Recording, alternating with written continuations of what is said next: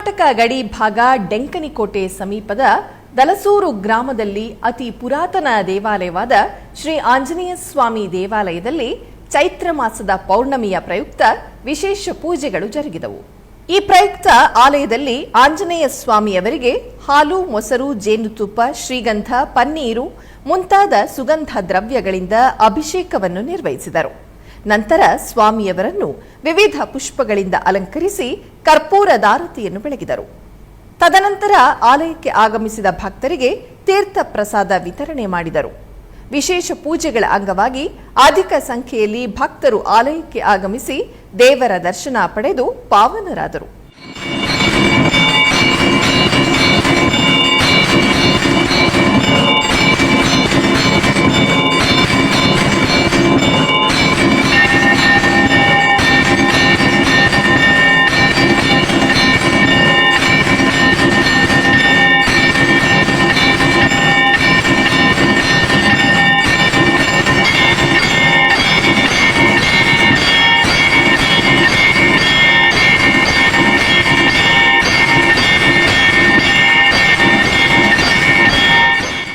Bengaluru